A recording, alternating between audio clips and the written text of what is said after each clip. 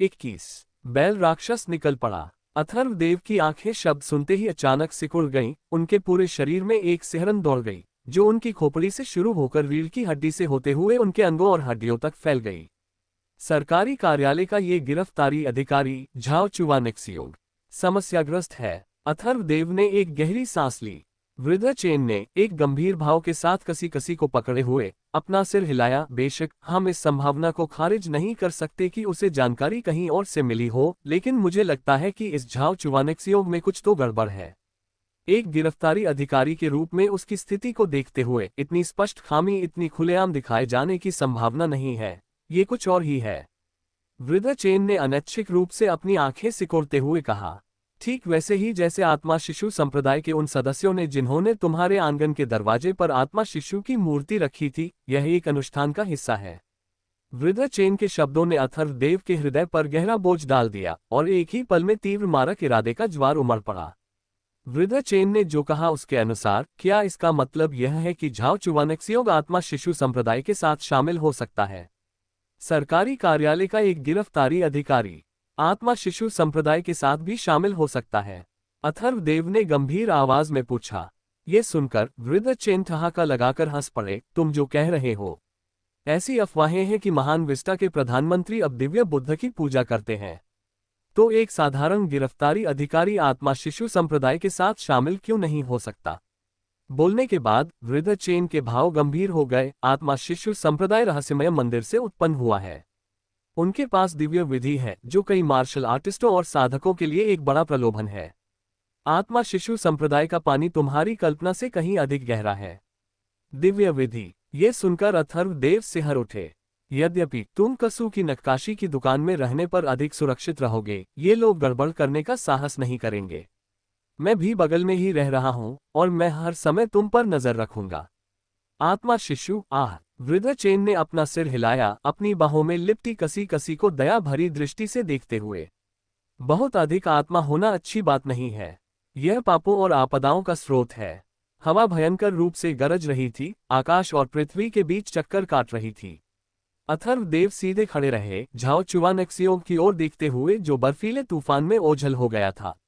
उनकी छाती के भीतर गजराज वज्र का दाव फल जोर शोर से धड़क रहा था, मानो वहां ड्रैगन गूंज रहे हों और हाथी चिंघाड़ रहे हों। वृद्ध चेन, ये झाओ चुवानेक्सियोंग, उसकी साधना क्या है? अथर्वदेव ने अपनी आंखें सिकोड़ी और पूछा।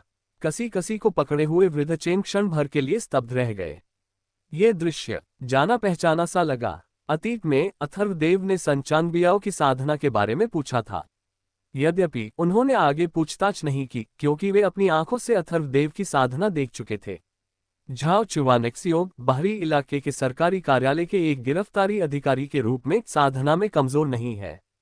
उसे अस्थि शोधन क्षेत्र में होना चाहिए, और जहां तक आंतरिक शक्ति की बात है, पहले की संक्षिप्त मुठभेड़ के दौरान वह लगभग 3 आसमानों के स्तर पर थी। बाहरी नगर में वह निश्चित रूप से एक शीर्ष योद्धा माना जाता है। जहां तक बात है कि क्या उसने देवत्व की साधना की है, वह मैं नहीं जानता, वृद्ध चेन ने एक गंभीर और भारी रंगत के साथ कहा। झाओ चुवानेक्सियोंग की साधना वास्तव में कमजोर नहीं थी। यदि उसे देवत्व द्वारा बढ़ाया गया, तो वृद्ध चेन को स्वयं डर था कि वे उसे हराने में सक्षम नहीं होंगे। अथर्वदेव ने थोड़ा सिर हिलाया और एक छोटी सांस छोड़ी। ऐसा लगा कि झाओ चुवानेक्सियोंग को तुरंत मारना थोड़ा कठिन होने वाला था। बेशक वृद्ध चेन ने पहले जो कहा था वह केवल अनुमान था, इसलिए इसके बाद पहली चीज ये पता लगाना था कि क्या झाओ चुवानेक्सियोंग वास्तव में आत्मा शिशु संप्रदाय से संबंधित था। यदि संबंधित हुआ तो उसे मारना ही होगा। अपनी कीमती बेटी कसी कसी का लालच करने वाली इतनी मजबूत आकृति का हमेशा आसपास होना सुइयों और कांटों पर बैठने जैसा था। वृद्ध चेन, क्या आपने नहीं कहा था कि आपके पास बिक्री के लिए आंतरिक शक्ति तकनीकें हैं? मुझे एक बेच दें। नक्काशी की दुकान में कार्यशाला के भीतर कसू बेइहू ने सी परिवार के बेटे द्वारा तैयार की गई लकड़ी को उनकी कार्यशाला में भिजवा दिया था। यह उच्च गुणवत्ता वाली फोबे नन्मू का एक टुकड़ा था, जो आयु में कम नहीं थी। ये जानते हुए कि अथर्वदेव उच्च रूप से परिष्कृत नहीं थे और उन्होंने आंतरिक शक्ति विकसित नहीं की थी, कसू बेइहू ने पहले ही लकड़ी को आंतरिक शक्ति के साथ सुखाने की व्यवस्था कर दी थी ताकि अथर्वदेव तुरंत नक्काशी शुरू कर सकें। अथर्वदेव कुर्सी पर बैठे और कसु बेहू द्वारा दिया गया पैटर्न निकाला। ये 9 सिरों वाली गुवानेन त्योरी चढ़ाई और क्रंदन प्रेत दमनकारी पेंटिंग थी। जटिल पैटर्न उनकी कल्पना से भी अधिक पेचीदा था। हाथ में लिए गए काम के लिए 1 महीने का समय कम लग रहा था। उन्होंने पैटर्न का बारीकी से अवलोकन किया। गुवानेन के 9 सिर थे और प्रत्येक सिर दुखद क्रंदन की स्थिति को चित्रित करता था। हालांकि प्रत्येक अलग था, वे सभी शोक के विषय के इर्द गिर्द घूमते थे। वे जितनी देर देखते रहे, अथर्वदेव को उतना ही महसूस हुआ कि उनकी भावनाएं प्रभावित हो रही हैं। उनकी नाक में झुनझुनी हुई और उन्हें रोने की इच्छा महसूस हुई। चकित होकर अथर्वदेव की आंखें तेजी से सिकुड़ गईं। देवत्व, देवत्व, ये वास्तव में डरावना और भयानक है। जैसा कि वृद्ध चेन ने इसका वर्णन किया था, सबसे गहन और भयानक दिव्य साधना। अथर्वदेव ने अंततः इसका स्वाद चखा। उन्होंने मेज पर रखे फोबे नन्मू के बड़े टुकड़े को थपथपाया, हर हिस्से को छुआ, अपने दिमाग में एक स्थानिक पैटर्न बनाया, अनुपात, माप, कोण और इसी तरह की योजना बनाई। फिर उन्होंने स्याही वाला ब्रश लिया और लकड़ी पर डिजाइन की रूपरेखा बनाना शुरू किया। आकार तय होने के बाद नक्काशी चाकू निकालने, गहराई से ध्यान केंद्रित करने, हृदय को शांत करने और पहली कटौती के साथ शुरू करने का समय था। ... 3 दिन बाद बाहरी नगर के एक आंगन में ऊंचे आसमान से बर्फ के फाहे नीचे फड़फड़ा रहे थे, लेकिन इससे पहले कि वे अथर्वदेव के शरीर के करीब पहुंच पाते, वे एक सशक्त ओज और रक्त ऊर्जा द्वारा पाउडर में बदल दिए गए। अथर्वदेव ने एक अजीब मुद्रा बनाए रखी। उनकी कमर लगभग 90 डिग्री तक मुड़ी हुई थी, हाथ मुड़े हुए थे, रक्त ऊर्जा एक अद्वितीय पैटर्न में घूम रही थी। अदृश्य वायु धाराएं उनके शरीर के चारों ओर गरजती हुई लग रही थीं, एक महान नदी के ज्वार की तरह गूंज रही थीं। अथर्वदेव ने गजराज वज्र को उत्तेजित नहीं किया। वज्र रूपांतरण की स्थिति में प्रवेश किए बिना उन्होंने बस अपनी साधना को दबाया नहीं, दावफल में संचित रक्त ऊर्जा और शक्ति को बाहर निकाल दिया। कसु परिवार की 9 पेशी तकनीक। पेशी सक्रियण तकनीक जो अथर्वदेव को बाजार में मिली थी, ये पेशी तकनीकों के मध्यम वाहन से संबंधित थी, जो 20 या 30% में बिकने वाले निचले वाहन के सामान्य सामान से थोड़ी बेहतर थी। उदाहरण के लिए कसूजी की पेशी तकनीकें जो वे उन्हें दे सकते थे, वे आमतौर पर इसी गुणवत्ता की थीं। और स्वाभाविक रूप से कसूजी के पास उच्च गुणवत्ता वाली श्रेष्ठ पेशी तकनीकें थीं, जो उनके अपने परिवार के सदस्यों के साधना करने के लिए आरक्षित थीं और उन्हें प्रकट या लीक नहीं किया जाना था। बाहर के बाजार में ऐसी तकनीकें व्यावहारिक रूप से अमूल्य थीं जब तक कि कोई कुलीन परिवार ढह न जाए और उनकी देह शोधन तकनीकें लीक न हो जाए, अन्यथा वे बिक्री के लिए बिल्कुल नहीं थीं। और एक श्रेष्ठ पेशी तकनीक अकेले 1000 से अधिक मूल्य की होगी। ये तो केवल पेशी तकनीकों के लिए था। यदि यह बाद की विधियों जैसे अस्थि शोधन या रक्त विनिमय के लिए होता, तो उनका मूल्य और भी अधिक होता।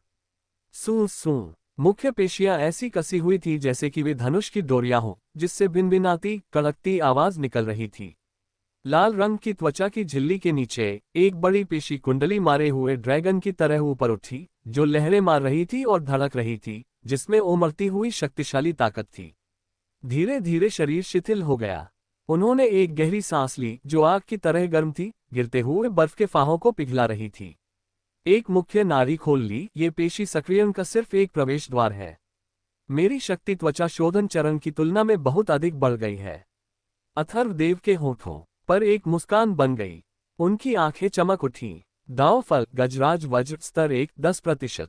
संकेत प्रकट हुआ। जब पेशी सक्रियण सफल हुआ, तो गजराज वज्र दावफल की परिपक्वता तुरंत 5% बढ़ गई, जो 10% तक पहुंच गई।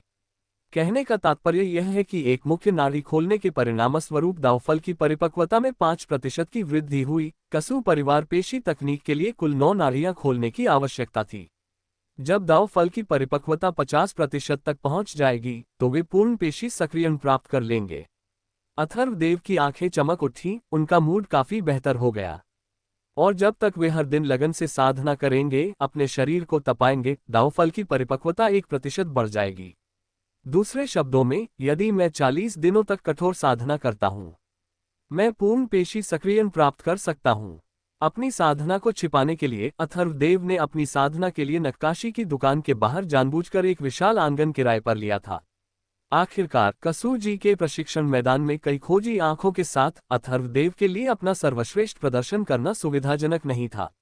दाव फल को उत्तेजित करते हुए रक्त ऊर्जा एक पल में बाहर निकल आई और उनकी त्वचा लाल हो गई क्योंकि उनका शरीर ऊपर उठा और फड़कने लगा, उनकी रीढ़ ड्रैगन की तरह गरजने लगी। अथर्वदेव ने पेशी सक्रियण में सफल होने के बाद वज्र रूपांतरण महसूस किया। शक्ति और भी अधिक है, पहले से लगभग दोगुनी। यदि पहले एक मुके में 1000 जिन की शक्ति थी तो मेरे मुके में अब लगभग 2000 जिन की शक्ति है। प्रतिक्रिया और गति दोनों बढ़ गई हैं, कुल मिलाकर ये लगभग दोगुना सुधार है। अथर्वदेव के होठों पर एक मुस्कान फैल गई। परीक्षण के बाद वे अंततः पुष्टि कर सके कि वज्र रूपांतरण उनकी अपनी साधना से संबंधित था। उनकी अपनी साधना जितनी मजबूत होगी, दाव फल द्वारा प्रदान किया गया संवर्धन उतना ही अधिक होगा। 2000 जिन की शक्ति अस्थि शोधन क्षेत्र में लघु उपलब्धि स्तर पर है। ऐसा कहा जाता है कि अस्थि शोधन में महान उपलब्धि प्राप्त करने वालों के पास 5000 जिन की अपार शक्ति होती है और अस्थि शोधन पूर्णतः व्यक्ति को 10,000 जिन तक पहुंचने की अनुमति देती है। विस्फोट अविश्वसनीय रूप से भयानक होता है। इसके अतिरिक्त सर्प आंतरिक शक्ति विधि जो मैंने वृद्ध चेन से खरीदी थी, उसने भी आंतरिक शक्ति का एक धागा सफलतापूर्वक विकसित कर लिया है। मेरे दाव फल गजराज वज्र के साथ संकर परिष्करण अद्वितीय है और मार्शल आर्ट साधना की गति अत्यंत तेज है। अथर्वदेव का चेहरा मुस्कान से चमक उठा। हाथ उठाते हुए उनकी हथेली में एक घूमती हुई अदृश्य धारा थी जो तालाब में एक छोटे सांप की तरह विस्फोटक शक्ति धारण किए हुए थी। उनकी उंगलियों के एक भींचने के साथ ऊर्जा का उछाल बिना किसी निशान के गायब हो गया। अथर्वदेव की आंखें झिलमिलाईं। उनका विशाल और सुदृढ़ शरीर एक ढीले वस्त्र में ढका हुआ था और उस पर एक चौड़े किनारों वाला टोप था। उन्होंने प्यारा बैल नक्काशी मुखौटा लगाया और एक पल में उनका पूरा व्यवहार बदल गया। वे सरकारी कार्यालय में इनाम के रूप में रखे गए भयंकर अपराधी बैल राक्षस बन गए। हिंसा उमड़ पड़ी, एक असाधारण उग्रता निकली। बर्फीली रात में बैल राक्षस वास्तव में चल पड़ा। 22 गुवानयिन रक्त कमल। सन चांगबियाओ की मृत्यु के बाद से उसकी 4 बेटियों को प्रबंधक सन ले गए थे, जबकि श्रीमती लियुक, जिन्होंने सन चांगबियाओ को आत्मा शिशु संप्रदाय में शामिल होने के लिए प्रेरित किया था, ने सदमे के कारण अपना अजन्मा बच्चा खो दिया था और संप्रदाय में शामिल होने के कारण दूसरे दुकानदार कसु बेहू द्वारा कसु के आंगन से निकाल दी गई थी। प्रबंधक सन ने फिर श्रीमती लियू के लिए अपने प्रसव के बाद के समय बिताने के लिए बाहर एक जगह ढूंढ ली थी। चूंकि सन चांगबियाओ की 4 बेटियां आत्मा शिशु संप्रदाय में शामिल नहीं हुई थीं, अथर्वदेव ने उन्हें नहीं मारा था, लेकिन सन चांगबियाओ की पत्नी अलग थी। वह स्वेच्छा से संप्रदाय में शामिल हुई थी और यहां तक कि उसने अथर्वदेव की बेटी को नुकसान पहुंचाने की साजिश में सन चांगबियाओ का नेतृत्व किया था, जिससे वह अपराध की मुख्य सूत्रधार बन गई थी। शुरुआत में एक गवाह की आवश्यकता थी, इसलिए गवाही देने के लिए उसकी जान बख्श दी गई थी। अथर्वदेव को डर था कि यह महिला भविष्य में किसी को खतरे में डालने के लिए आत्मा शिशु संप्रदाय के अनुयायियों का नेतृत्व करना जारी रखेगी। तो वास्तव में इस गंदगी को साफ करने का समय आ गया था। यात्रा के लिए तैयार होकर अथर्वदेव बर्फीले तूफान में कूद पड़े और कुछ ही क्षणों बाद फेइलेई नगर के दक्षिण में पहुंच गए। एक जर्जा आंगन के भीतर जहां मोटी मुलायम बर्फ का ढेर लगा हुआ था। आंगन में एक चूल्हा भयंकर रूप से जल रहा था। उबलते पानी से भाप निकल रही थी जिसने घर को गर्म कर दिया था। अथर्वदेव, जिनका चेहरा एक मुखौटे से ढका हुआ था और उन्होंने एक चौड़े किनारों वाला टोप पहना था, काले कपड़ों में सजे हुए चुपचाप आंगन की दीवार के अंदर उतरे। गिरती बर्फ की तरह चुपचाप चलते हुए तेजी से घर के पास पहुंचे। घर के अंदर अगरबत्तियां जली हुई थीं और धूसर धुआं लगातार हवा में भर रहा था। अथर्वदेव ने खिड़की के कागज में एक छेद किया और अंदर देखा कि एक पतली आकृति 3 सिरों और 6 भुजाओं वाली क्रोधित आत्मा शिशु प्रतिमा के सामने घुटने टेके हुए है, लगातार माथा टेक रही है और अपने हाथ मल रही है। पवित्र आत्मा सिखाती है, सांसारिक धूल को साफ करो, बिना चिंता के पुनर्जन्म, बिना सिखाए जन्मजात बुद्धि द्वारा प्राप्त किया गया। ऊपर दिव्य शक्ति, यह विनम्र महिला सुनिश्चित करेगी कि परिवार के आत्मा शिशु को उसके पद पर बहाल किया जाए। कृपया इस विनम्र महिला के बच्चे को पुनर्जन्म लेने का आशीर्वाद दें। श्रीमती लियू बिना रुके जाप कर रही थी, भक्तिपूर्वक पूजा कर रही थी। क्रोधित आत्मा शिशु प्रतिमा को देखते हुए अथर्वदेव के प्यारे बैल मुखौटे के नीचे की त्वचा फड़कने लगी और उनकी आंखों की पुतलियों में धीरे धीरे एक मारक इरादे की झलक उभरी। अपना हाथ उठाते हुए आस्तीन के धनुष ने तेजी से एक धनुष आकार तीर छोड़ा। धमाका! ये सीधे क्रोधित आत्मा शिशु प्रतिमा के सिर में घुस गया, उसे दीवार से सटा दिया। इस शोर ने तुरंत घर के अंदर श्रीमती लियू का ध्यान खींचा। वह भयभीत हो गई। और अथर्वदेव और अधिक समय बर्बाद नहीं करना चाहते थे। उन्होंने अपनी आस्तीन के धनुष से एक और तीर छोड़ा, जिसने श्रीमती लियू के गले को चीर दिया। श्रीमती लियू की आंखें फैल गईं, लेकिन वह मुड़ी और उस दिशा की ओर टकटकी लगाकर देखने लगी जहां से तीर छोड़ा गया था। उसके चेहरे पर मृत्यु का कोई डर नहीं था, उसके गले से खून निकल रहा था और उसके चेहरे पर एक पागलपन भरी मुस्कान फैल गई थी। उपधूपदानी स्वामी, कृपया। अथर्वदेव शांत रहे। उन्हें धोखे की उम्मीद थी, ये सब उनकी अपेक्षाओं के भीतर था। एक भारी कदम के साथ जमीन हिल गई और प्रचुर मात्रा में बर्फ विस्फोटक रूप से ऊपर उठी। अथर्वदेव तोप के गोले की तरह विशाल और पहाड़ जैसे आंगन के बाहर की ओर उछल पड़े। साहसी चोर, तुम्हें क्या लगता है कि तुम कहां जा रहे हो? एक चीख, जो शोकपूर्ण और उन्मत्त दोनों थी, अचानक आंगन के बाहर से आए। अथर्वदेव ने अपने मुखौटे के नीचे से उस दिशा में एक नजर डाली। एक आकृति को आगे छलांग लगाते हुए देखा, जिसने धूसर लबादा पहना था, एक बगल वाली छुरी पकड़ी थी, एक रोते हुए लड़के का मुखौटा पहना था, उसकी आंखें तीव्रता से जल रही थीं। उसके बगल में एक और भारी आकृति थी, जिसने एक लड़की का मुखौटा पहना था, एक बागुआ डंडा पकड़े हुए था, आंगन की दीवार पर उबडू बैठा था, उसकी आंखों में एक उपहासपूर्ण मुस्कान थी। तीव्र जीवंतता फूट पड़ी, बर्फ पिघल गई, मारक इरादे आपस में गुंथ गए और गरजती हवा भूतों के विलाप की तरह सुनाई दी। वास्तव में तुमने जानबूझकर मेरे आत्मा शिशु संप्रदाय के अनुयायी पर हमला किया। तुम आखिर कौन हो? छुरी वाले व्यक्ति की ओर से एक ठंडी आवाज आई। अथर्वदेव ने छुरी चलाने वाले को गौर से देखा, अपनेपन का एक धुंधला एहसास महसूस किया। उन्होंने अपनी आवाज धीमी की, जो कर्कश और खोजी थी, आंगन में गूंजती हुई, झाउचुवानेक्सियोड। आंगन में क्षण भर के लिए सन्नाटा छा गया। काफी देर बाद धीमी गहरी हंसी गूंजी। धमाका! अचानक चाकू की रोशनी की एक चमक फूटी और तीखी हवा ने आंगन को घेर लिया। अथर्वदेव ने जोर से पैर पटका, जैसे किसी दिव्य ड्रैगन की गूंज या किसी विशाल हाथी की चिंगार हो। पैरों के नीचे की गहरी बर्फ बेतहाशा फट गई, उड़ती हुई बर्फ छिपे हुए हथियारों की तरह छिड़कने लगी। चाकू का प्रहार बर्फ के एक मोटे ढेर से मिला। चाकू ने बर्फ को चीर दिया। उसकी शक्ति पहले ही आधी हो गई थी और अगले ही पल उसे केवल हवा से एक धीमी भिनभिनाहट सुनाई दी, मानो कुछ बहुत तेज चीज तेजी से काट रही हो। मुखौटे के नीचे उसकी आंखें अचानक सिकुड़ गईं। एक धागा, एक चांदी का धागा, अत्यंत पतला, अत्यंत तीक्ष्ण। जैसे ही उसने अपना लंबा चाकू तिरछा पकड़ा, उसने महसूस किया कि एक हल्का बल ब्लेड को छू गया, जिससे चिंगारियों की बौछार हुई। फिर सूं सूं सूं आवाजों के साथ लगातार सरसराहट की आवाजें आईं। 3 तीर लगभग एक साथ उसकी ओर सीटी बजाते हुए आए। धिक्कार है, इतना लंबा और विशाल, लेकिन ऐसे विश्वासघाती और निर्दयी तरीकों का इस्तेमाल कर रहा है। लड़के के मुखौटे वाले उपधूपदानी स्वामी ने अपनी लंबी तलवार चलाई। ब्लेड की रोशनी चारों ओर घूम रही थी, क्योंकि वह बर्फीली जमीन पर पीछे हट गया। 3 लगातार टकरावों के बाद वह अंततः तीनों तीरों को रोकने में सफल रहा, लेकिन उसके पास सांस लेने का समय शायद ही था। अथर्वदेव के प्यारे बैल मुखौटे के नीचे, उनकी पुतलियां मानो लपटों से जल उठी जब उन्होंने अपना हाथ उठाया। उनकी मांसपेशियां ऐसे तन गईं जैसे पूरी तरह से खींचा हुआ एक मजबूत धनुष हो। उनका शरीर एक सैन्य धनुष की तरह बाहर निकला। उनके लगभग 2 मीटर ऊंचे ढांचे ने दमन की एक अत्यंत तीव्र भावना पैदा की। उनका मुख का मिसाइल के सिर की तरह निकला, जिसने आसमान में बर्फ को धुंध में उड़ा दिया। यह कोई युद्धकला नहीं थी, बस एक साधारण लेकिन शुद्ध मुक्का था। अचानक अवसर की एक झलक में वे उपधूपदानी स्वामी के ठीक सामने आ गए थे। ब्लेड भयंकर रूप से बाहर निकला, अथर्वदेव के मुके के पास से गुजरते हुए। ब्लेड की ऊर्जा उग्र थी, जिसने अथर्वदेव के मुके का जोर से सामना किया। यद्यपि 2000 किलोग्राम की शक्ति फूट पड़ी, फटने वाली वायुधारा क्रूरता से नीचे गिर गई, एक गूंजती आवाज के साथ, जो ढहती हुई वायुधारा की कराह के साथ थी। इसने बेरहमी से उपधूपदानी स्वामी के लड़के के मुखौटे पर प्रहार किया, जिससे मुखौटा टुकड़ों में फट गया और बाल बिखर गए। एक चेहरा जिससे अथर्वदेव बहुत अच्छी तरह परिचित थे, अचानक सामने आ गया। झाउचुवानेक्सियोड। अथर्वदेव ने ठंडेपन से चेहरे को देखा, इस उपधूपदानी स्वामी की पहचान की पुष्टि करते हुए। वास्तव में यह यामिन का गिरफ्तारी अधिकारी था। श्रीमती लियू को मारना और झाउचुवानेक्सियोड की पहचान की पुष्टि करना।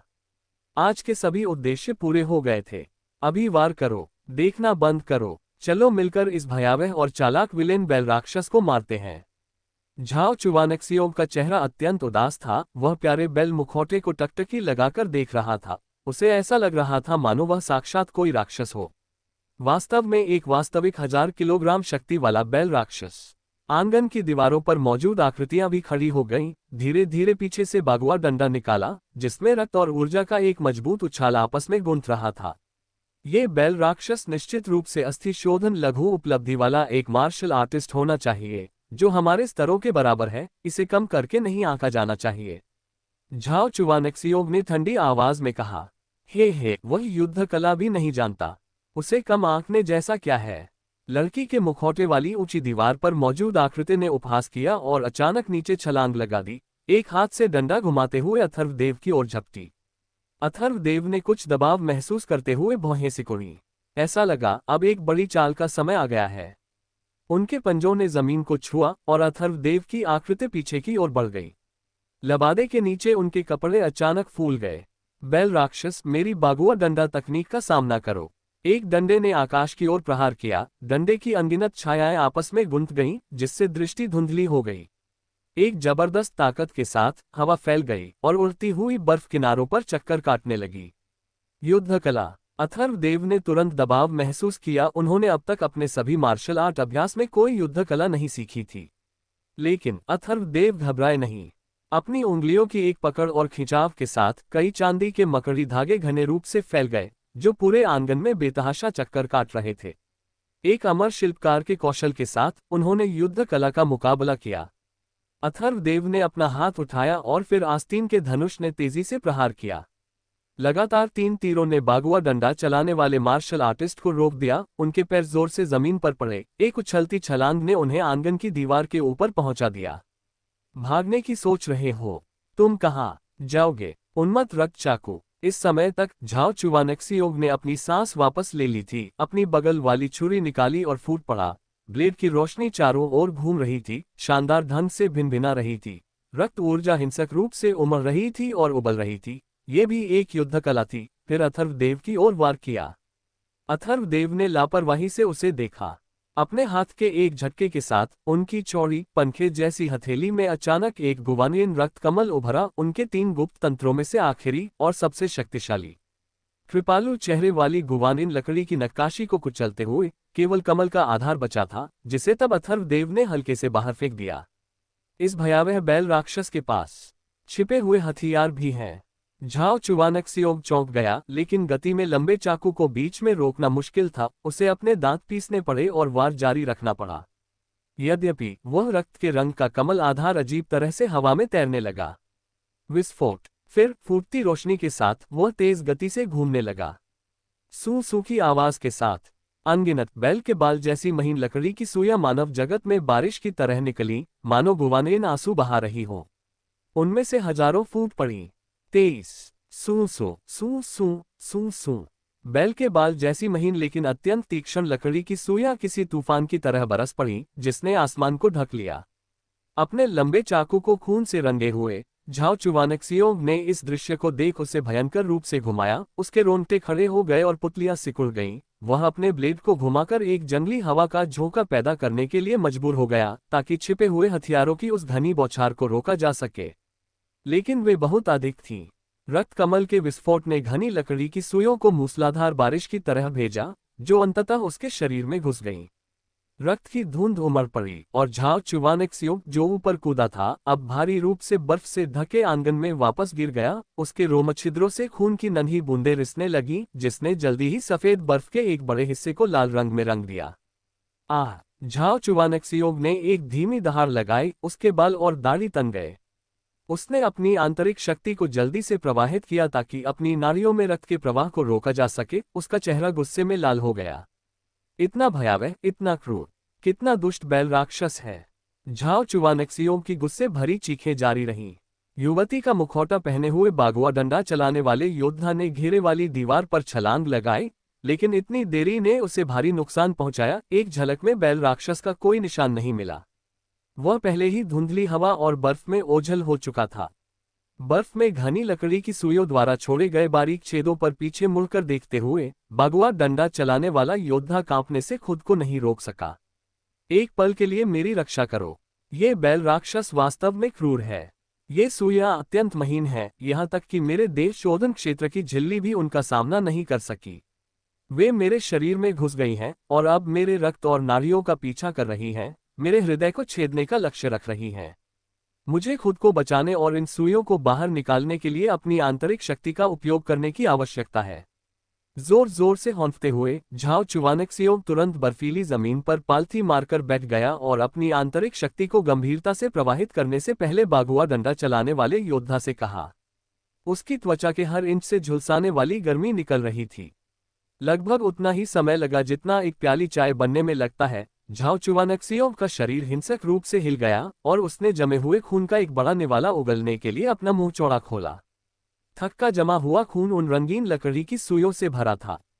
कैसा है? बागुआ डंडा पकड़े हुए योद्धा ने झाओ चुवानेक्सियोव की ओर देखा और गहरी आवाज में पूछा।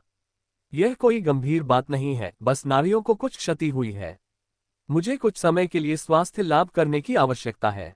ये बैल राक्षस वास्तव में दुष्ट है। झाओ चुवानेक्सियोव का चेहरा अप्रसन्न था। उसने इस बैल राक्षस को पकड़ने और मारने के लिए एक जाल बिछाया था, लेकिन उसने ऐसी हानि होने की उम्मीद नहीं की थी।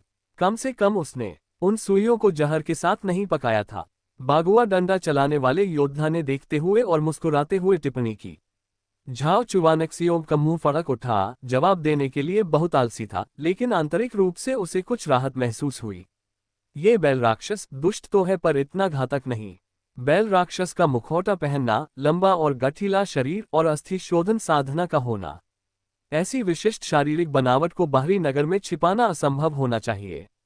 झाओ चुवानेक्सियोव ने सांस छोड़ी। क्या यह आंतरिक नगर का कोई व्यक्ति हो सकता है?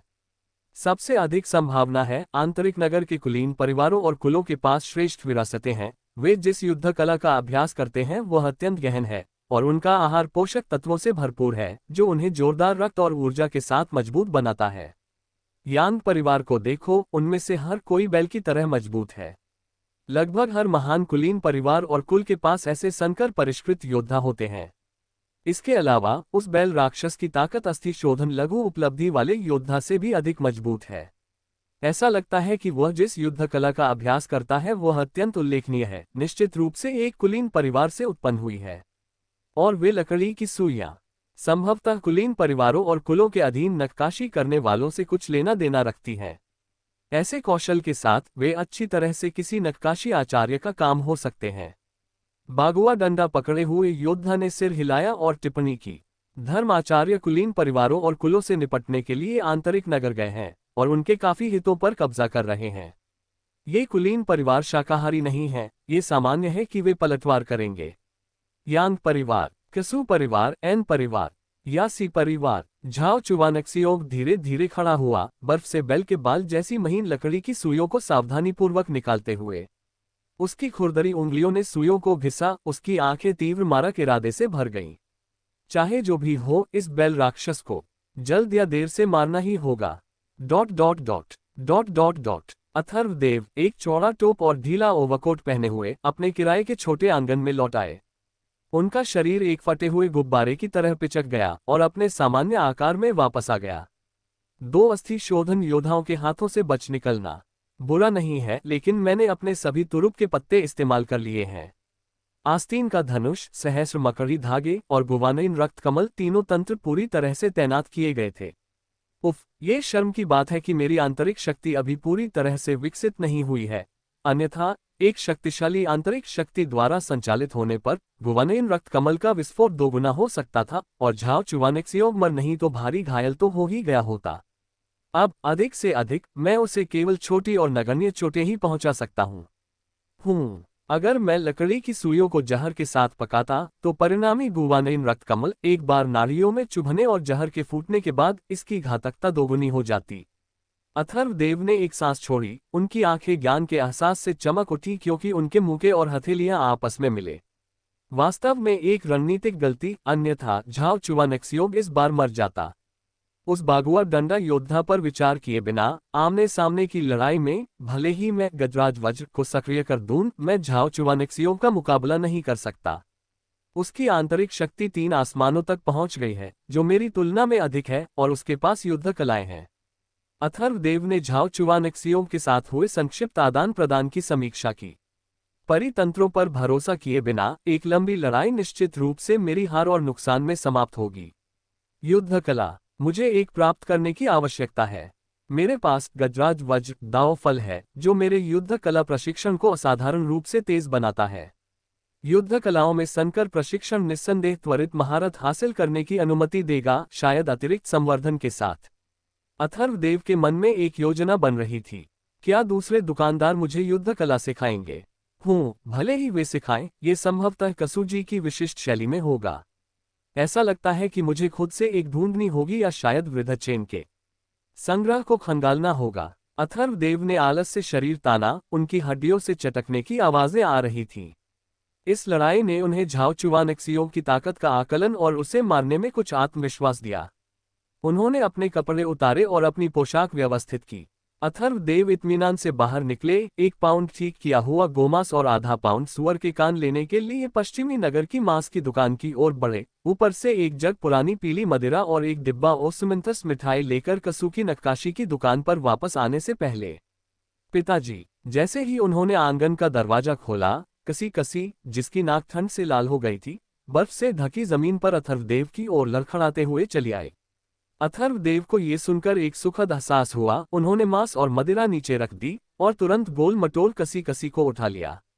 लाल होठों वाली वह छोटी बच्ची बहुत प्यारी लग रही थी। उसने सहज रूप से अपने छोटे हाथ उनकी गर्दन के चारों ओर लपेट लिए जब अथर्वदेव ने उसे ऊपर उठाया।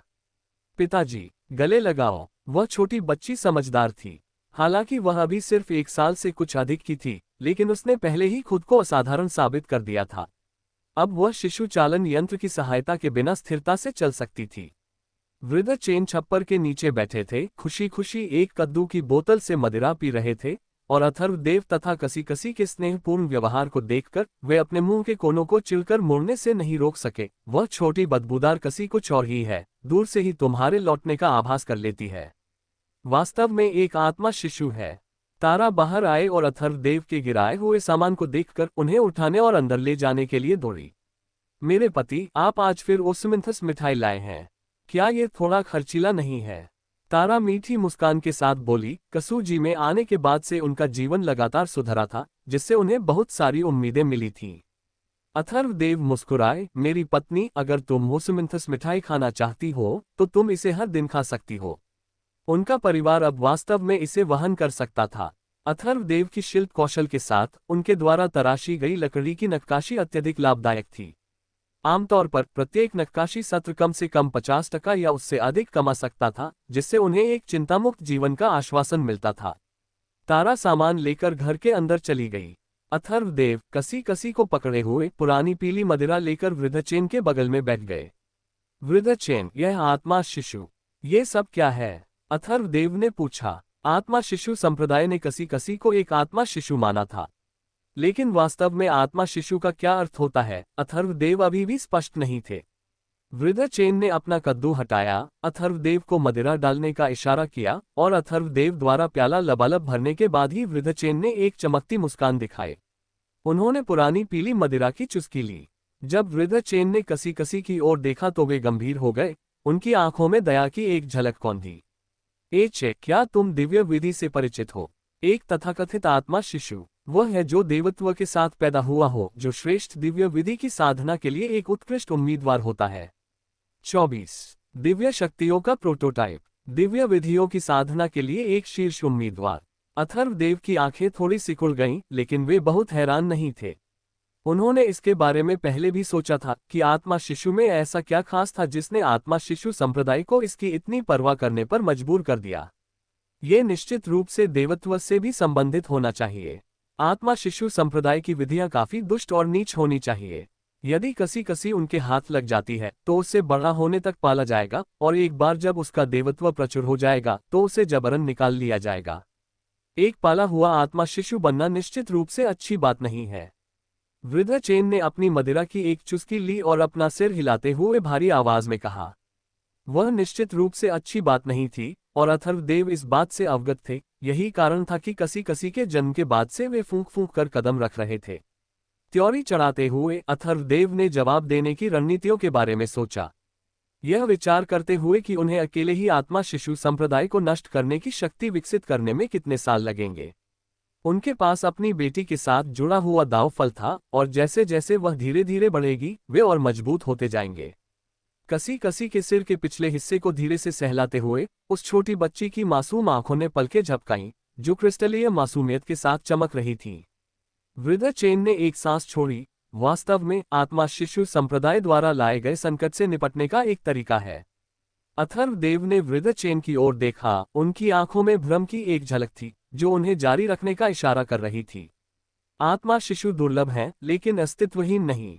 आम लोगों के घर पैदा हुए आत्मा शिशु भेड़ों की तरह दयनीय होते हैं, जो आमतौर पर बड़े नहीं हो पाते और कम उम्र से ही निशाने पर रहते हैं।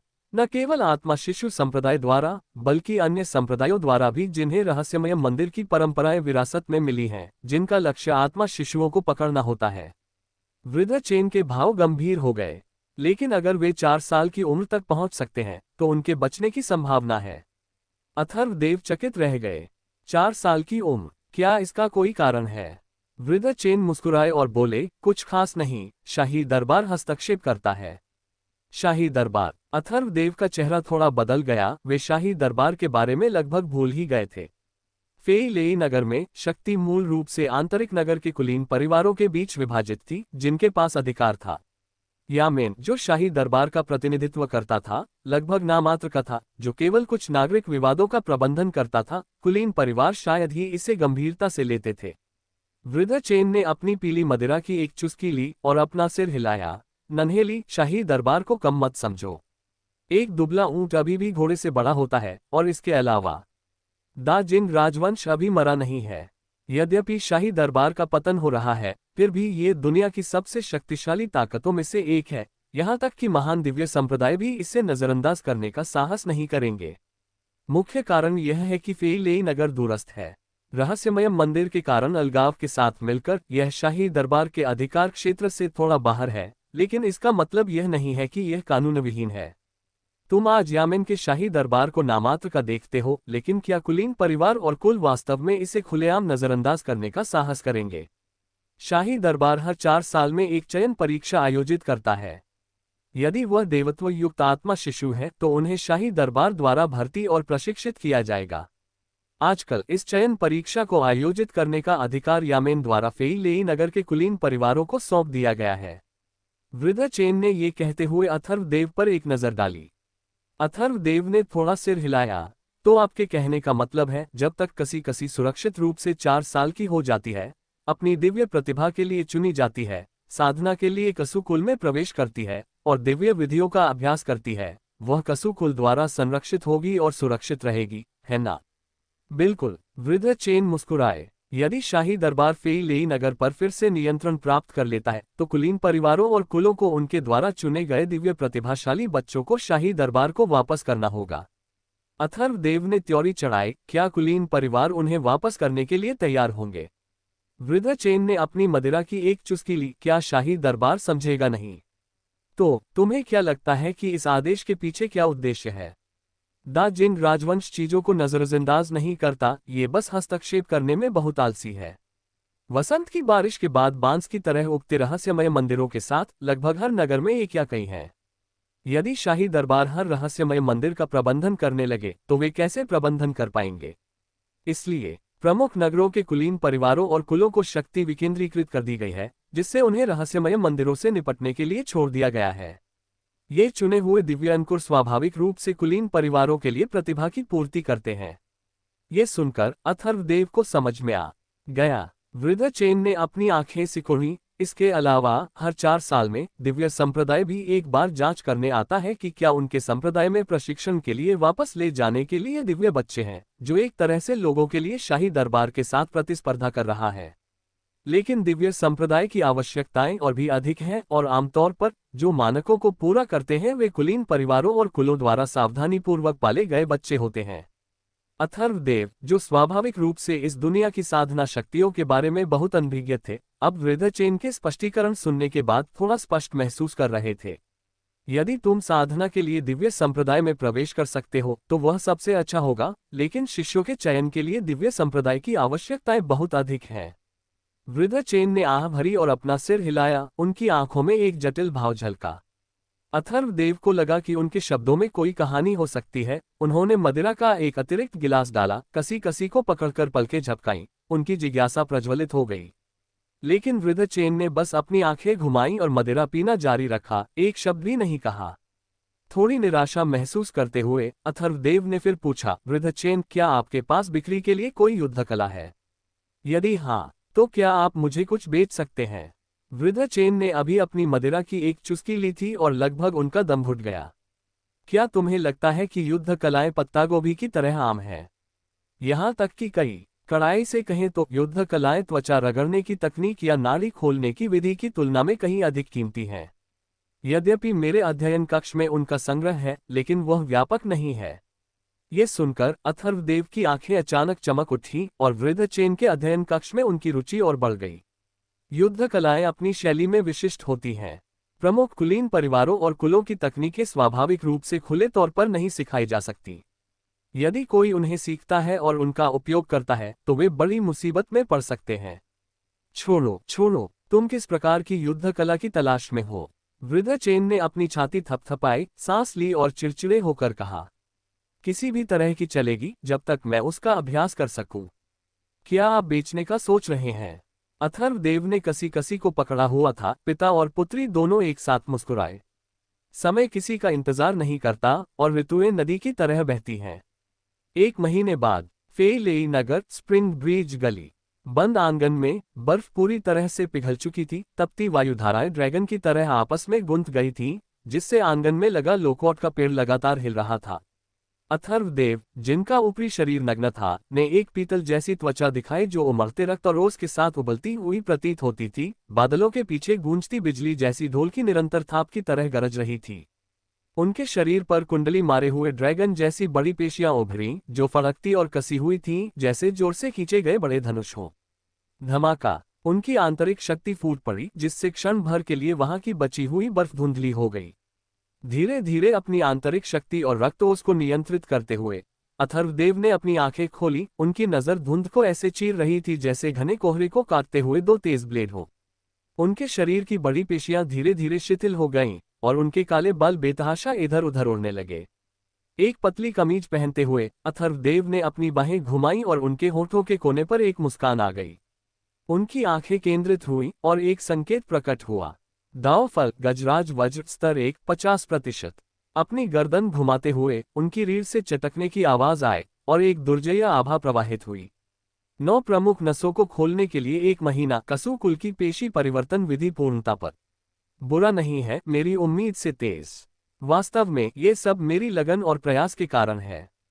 हाथ उठाते हुए आंतरिक शक्ति बेतहाशा उमड़ पड़ी। शक्ति के 9 सांप जैसे तंतु उनकी हथेली के बाहर कुंडली मार गए। सी सर्प आंतरिक शक्ति भी दूसरे आसमान तक पहुंच गई है, जो मुश्किल से बाहरी रूप से जारी होने में सक्षम है। वास्तव में गजराज वज्र दावफल युद्ध कलाओं में मेरी साधना को बहुत बढ़ाता है। अमर शिल्पकार मेरे लकड़ी की नक्काशी के कौशल को बढ़ाता है, जबकि गजराज मेरे युद्ध कला की प्रतिभा को बढ़ाता है। काफी अच्छा है। मुझे आश्चर्य है कि तीसरा दावफल किस प्रकार का होगा, वह जो कसी कसी के 2 साल के होने से जुड़ा है। अथर्वदेव अपनी बेटी के दूसरे जन्मदिन से जुड़े तीसरे दावफल की प्रतीक्षा किए बिना नहीं रह सके। इसके अलावा मध्यम वाहन युद्ध कला श्वेत बाघ अस्त व्यस्त वायुमुक्का, जो मैंने वृद्ध चेन से प्राप्त की थी, उसमें लघु उपलब्धि के स्तर तक सफलतापूर्वक महारत हासिल कर ली गई है। ये संकर साधना युद्ध कला वास्तव में मेरे लिए अभ्यास करने में सहज है। यद्यपि एक युद्ध कला वास्तव में बहुत कम है। कल युवा स्वामी सी के साथ लकड़ी की नक्काशी का व्यापार पूरा करने और कुछ स्वर्ण पत्र अर्जित करने के बाद मैं अपनी आक्रामक क्षमताओं को बढ़ाने के लिए एक और युद्ध कला प्राप्त करने की संभावना देखने हेतु बाजार की एक और यात्रा करूंगा। पतली कमीज पहने हुए अथर्वदेव ने सीधे आंगन में अपने मुक्कों का अभ्यास करना शुरू कर दिया। उनके मुक्के किसी भयंकर बाघ की तरह गरज रहे थे, जो हवा को झकझोर रहा था, और उनके रक्तोष द्वारा उठाए गए अनगिनत बर्फ के फाहे जमीन पर गिरते ही पानी में पिघल गए और फिर वापस बर्फ बन गए। मुक्का तकनीकों का एक सेट पूरा करने के बाद अथर्वदेव पूरी तरह से संतुष्ट थे और उन्होंने अपनी शक्ति को वापस समेट लिया। श्वेत बाघ अस्त व्यस्त वायुमुक्के का लघु उपलब्धि स्तर वज्र रूपांतरण के साथ मिलकर अत्यंत विस्फोटक था, लेकिन यह पर्याप्त नहीं था। भीतरी कमरे में लौटकर उन्होंने खुद को गर्म पानी से धोया और फिर ओसमिंथस मिठाई का एक डिब्बा खरीदा, जो उनकी पत्नी को बहुत पसंद था। नक्काशी की दुकान पर लौटने से पहले चमड़े का एप्रन पहनकर अथर्वदेव एक कुर्सी पर बैठ गए। 1 महीने में सावधानीपूर्वक तैयार की गई 9 सिरों वाली गुवानेन क्रोधित क्रंदन प्रेत दमनकारी प्रतिमा का सामना करते हुए अपने औजार उठाते हुए अमर शिल्पकार दावफल थोड़ा कांप उठा। उन्होंने अपना मन शांत किया, नक्काशी की स्थिति में प्रवेश किया और पूरे दिल से अंतिम रूप देने में खुद को समर्पित कर दिया। कार्यशाला के भीतर केवल कोमल सरसराहट की आवाजें बची रहीं। अंतिम चरण पूरा करने पर अचानक अथर्वदेव की आंखों के सामने सुनहरी रोशनी की एक लकीर कौंधी। अगले ही पल एक संकेत प्रकट हुआ। दावफल अमर शिल्पकार स्तर 3 0%। दावफल स्तर 3 आगे का कायाकल्य दिव्य शक्तियों का प्रोटोटाइप अमर शिल्पकार सहस्र विश्लेषक हाथ। अनुल्लेख मंगलवार को आगे पढ़ने के लिए समर्थन मांग रहा हूं। मंगलवार का सहयोग अत्यंत महत्वपूर्ण है, कृपया समर्थन करें। वृद्धली आपको धन्यवाद देते हैं। 25 दाई को फिर से देखना। दावफल फिर से बदल गया था। उन्होंने दिव्य शक्तियों का प्रोटोटाइप हासिल कर लिया था। अमर शिल्पकार सहस्र विश्लेषक हाथ। ये कुछ ऐसा था जिसकी अथर्वदेव ने उम्मीद नहीं की थी। दावफल की परिपक्वता को तीसरे स्तर तक पहुंचाने से अप्रत्याशित रूप से यह परिवर्तन हुआ था। दिव्य शक्तियों का प्रोटोटाइप। अथर्वदेव बुदबुदाए। एक विचार के साथ उन्होंने अचानक अपने हाथों की ओर देखा, जहां उनकी बाहों से हल्के जेड रंग का धुआं निकलता हुआ प्रतीत हो रहा था, जो उनके रोमछिद्रों से निकल रहा था, जिससे उनकी उंगलियां और बाहें जेड की तरह पीली और चिकनी दिखाई दे रही थीं। दिव्य शक्तियों का प्रोटोटाइप अमर शिल्पकार सहस्र विश्लेषक हाथ। देवत्व सोखना। दिव्य शक्तियों का सार संवर्धन अमर कारीगर रूपांतरण शिल्प कौशल आरोहण। परिचय उनकी आंखों के सामने प्रकट हुआ। अथर्वदेव ने केवल इस पर एक नजर डाली और अपने मन को कांपते हुए महसूस किया। वे पूरी तरह चकित थे। देवत्व सोखना, क्या इसका अर्थ देवत्व को अवशोषित करना है? यदि दिव्य शक्तियों के इस प्रोटोटाइप को लागू किया जाता है तो क्या यह अपने स्वयं के उपयोग के लिए देवत्व सोख सकता है? देवत्व वह एक ऐसा क्षेत्र था जिसे वे अभी तक छूने में असमर्थ थे। यद्यपि उनकी लकड़ी की नक्काशी सभी आंतरिक नगर में कुलीन परिवारों और कुलों के शिष्यों के लिए उनके देवत्व के संवर्धन में उपयोग करने के लिए भेजी गई थी, अथर्वदेव वास्तव में कभी भी देवत्व के संपर्क में नहीं आए थे। धीरे धीरे शांत होते हुए अथर्वदेव ने सांस छोड़ी। उनकी आंखें चमक उठीं। ये शर्म की बात है कि मुझे अभी तक देवत्व का उपयोग नहीं पता है। हालांकि देवत्व को अवशोषित करना सहस्र विश्लेषक हाथ के प्रभावों में से केवल एक है। अभी और नए रूपांतरण आने बाकी हैं। अथर्वदेव ने अपना हृदय स्थिर किया और अपनी बाहों की ओर देखा, जो अब सुनहरे कोहरे के साथ धुंधली हो रही थी। उनके होठों के कोनों पर एक मुस्कान तैर गई। अपने सामने 9 सिरों वाली गुवानेन क्रोधित क्रंदन नगर प्रेत प्रतिमा को देखते हुए अथर्वदेव ने अपना हाथ उठाया। उनकी हथेली पतली जैद धुंध में घिरी हुई थी और उन्होंने इसे लकड़ी की नक्काशी पर रखा। एक पल में ऐसा लगा जैसे जैद धुंध बहती रोशनी में बदल गई, जिससे इस लकड़ी की नक्काशी में शामिल सभी नक्काशी तकनीकें और शिल्प कौशल उनकी आंखों के सामने प्रकट हो गए, जिसे अथर्वदेव ने सहजता से विश्लेषित किया और उसमें महारत हासिल कर ली। अथर्वदेव ने अपना हाथ छोड़ा। उनके होठों के बीच मुस्कान और गहरी हो गई। सहस्र विश्लेषक हाथ किसी भी शिल्प कौशल को समझ सकते हैं। केवल इसे छूने से कोई इसके सार को समझ सकता है, जैसे वस्तुओं के पीछे के सिद्धांतों को समझना, वास्तविक प्रकृति को महसूस करना और कौशल प्राप्त करना। अपने अनुमान की पुष्टि करने के लिए उन्होंने कार्यशाला छोड़ी और बाहर उस क्षेत्र की ओर भागे जहां तैयार प्रतिमाएं रखी गई थीं। बर्फ घनी और तेज गिर रही थी। कुछ बिखरी हुई आकृतियां सावधानी से तैयार मूर्तियों को व्यवस्थित कर रही थीं। ये सभी दुकान के मजदूर थे, जिनमें अथर्वदेव भी एक समय शामिल थे। आचार्य देव। मजदूरों ने अथर्वदेव को देखते ही चापलूसी भरी मुस्कान बिखेरी। क्या आपको किसी लकड़ी की आवश्यकता है? बस आज्ञा दें और हम इसे आपके लिए अंदर ले आएंगे। आपको इस ठंड में बाहर आने की आवश्यकता नहीं है। एक मजदूर ने पसीना पोंछते हुए मुस्कुराकर जल्दी से कहा। अथर्वदेव ने हाथ हिलाया। नहीं, मैं बस देख रहा हूं। ये कहकर वे एक तैयार मूर्ति के पास गए, उसे ढकने के लिए अपना हाथ बढ़ाया। उनकी हथेलियों के बीच से जैद धुंध निकल रही थी। एक पल में इस लकड़ी की नक्काशी की तकनीकों और प्रक्रियाओं के बारे में सब कुछ उनके दिमाग में आ गया। मूर्ति को छूकर दिन में एक बार तकनीक सीखने की पिछली सीमा के विपरीत अब उन पर कोई प्रतिबंध नहीं था। इसके अलावा उन्होंने विवरणों को अधिक सूक्ष्मता से समझा और यहां तक कि नवाचार भी कर सकते थे, मूल कौशल के ऊपर की कमियों को ठीक कर सकते थे। वास्तव में अथर्वदेव ने अपना हाथ उठाया, उनके मन में एक मुस्कान बनी, उनका आत्मविश्वास बढ़ गया, जिससे उन्हें तान के तंत्र तत्व में शेष 9 अत्यंत जटिल तंत्र बनाने में और भी अधिक भरोसा मिला। अब समय आ गया है कि एक पल ढूंढूं, तंत्रों को आधुनिक बनाऊं और झाओ चुवानेक्सियों को और भी बड़ा आश्चर्य दूं। 1 महीने का समय। अथर्वदेव में कोई छोटा परिवर्तन नहीं हुआ था। उनकी साधना में सुधार हुआ था, उनका अमर कारीगर स्तर भी बढ़ गया था और उन्होंने दिव्य शक्तियों का प्रोटोटाइप सहस्र विश्लेषक हाथ प्राप्त कर लिया था। अब संभावित खतरे झाओ चुवानेक्सियों को खत्म करने का समय आ गया था। अन्यथा अथर्वदेव को हमेशा ऐसा लगता था जैसे उनके सिर पर एक तलवार लटक रही हो, जिससे आराम करना या खाना मुश्किल हो जाता था। हमेशा डर बना रहता था कि किसी को किसी भी क्षण बड़ी आपदा का सामना करना पड़ सकता है। ... दोपहर में कसुबेहू उम्मीद के मुताबिक पहुंचे, एक बड़ा लबादा ओढ़े हुए, उनका शरीर पहले से कहीं अधिक गठीला था।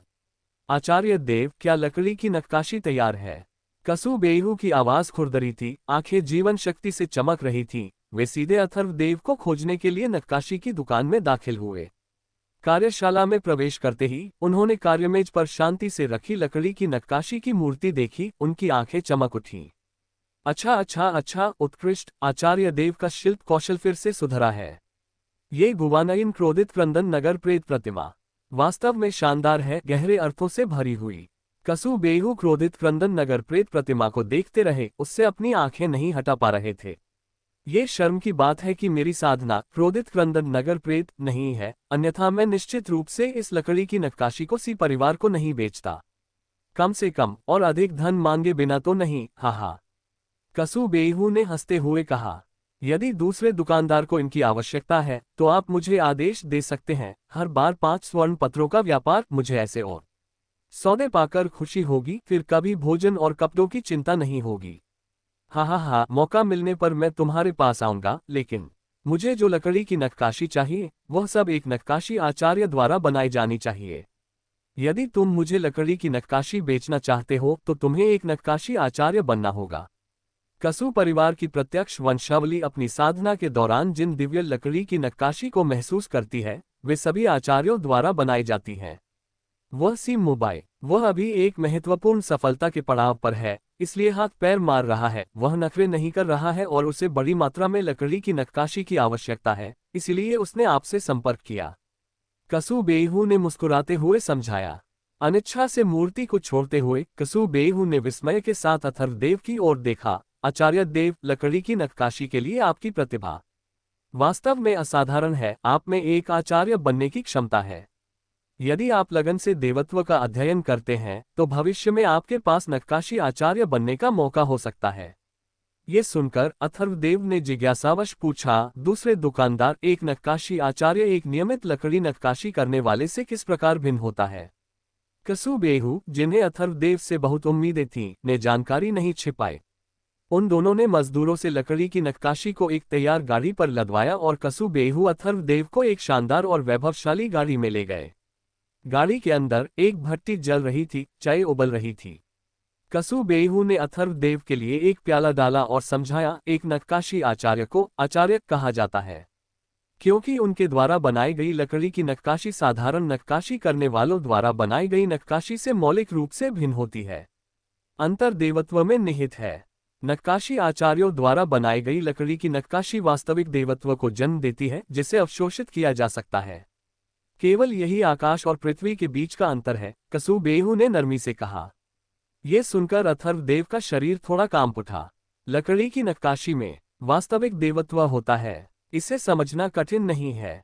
तुम आत्मा शिशु के बारे में जानते हो, है ना? स्त्री और पुरुष के मिलन से पैदा हुए शिशु, जिन्हें आकाश और पृथ्वी का आशीर्वाद प्राप्त है, स्वाभाविक रूप से देवत्व के स्वामी होते हैं।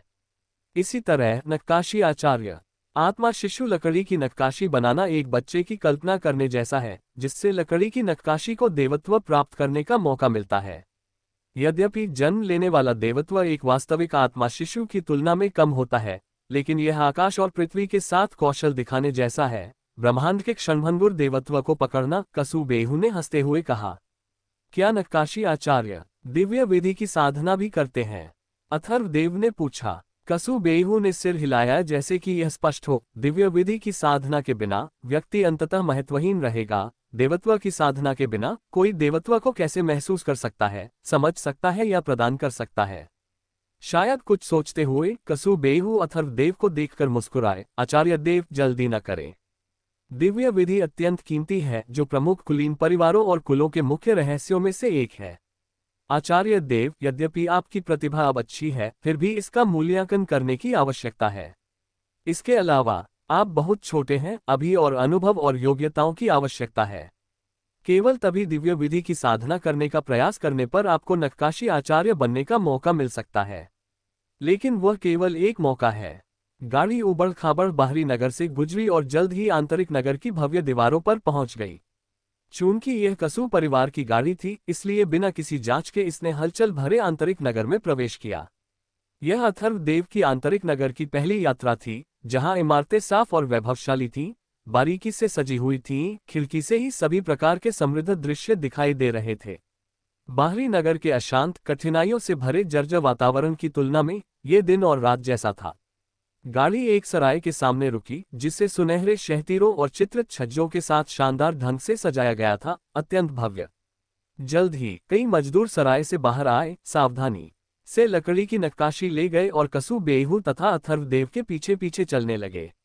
ये स्वर्ण वैभव मंडप आंतरिक नगर की सबसे अच्छी सरायों में से एक है, जहां एक बार के भोजन की शुरुआत 100% से होती है। मोबाइल स्पष्ट रूप से आपको बहुत महत्व देता है और आपके क्रोधित क्रंदन नगर प्रेत की प्रतीक्षा कर रहा है। विशेष रूप से यहाँ एक दावत का आयोजन किया है, कसुबेहू ने मुस्कुराते हुए कहा। वे दोनों एक खूबसूरती से नक्काशीदार गलियारे से गुजरे। गलियारे की लकड़ी का प्रत्येक टुकड़ा नक्काशी करने वालों द्वारा सावधानीपूर्वक तराशा गया था, जो दिखने में अत्यंत सुंदर और मनमोहक था। दूरी पर पर्दे वाली एक मंडप जैसी संरचना थी, जिसके चारों तरफ पर्दे हवा के साथ झूल रहे थे। दूर से अथर्वदेव ने मंडप के अंदर बैठे सफेद कपड़े पहने व्यक्ति को मदिरा पीते हुए देखा। सफेद कपड़े पहने व्यक्ति के बगल में एक बूढ़ी औरत खड़ी थी, अपना सिर झुकाए हुए और संभवतः कुछ बता रही थी। अथर्वदेव अचानक रुक गए।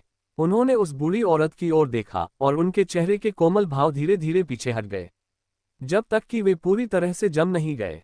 उस बूढ़ी औरत के चेहरे को देखते हुए, जिसके बारे में अथर्वदेव सपने में देख सकते थे, अथर्वदेव की आंखों की गहराई से एक सूक्ष्म मारक इरादा फैल गया। सिर्फ इसलिए क्योंकि ये बूढ़ी औरत लेई चुनलन थी, वह दाई जिसने कसी कसी के जन्म में मदद की थी और प्रसव के दौरान 1 दर्जन बच्चों को मार डाला था।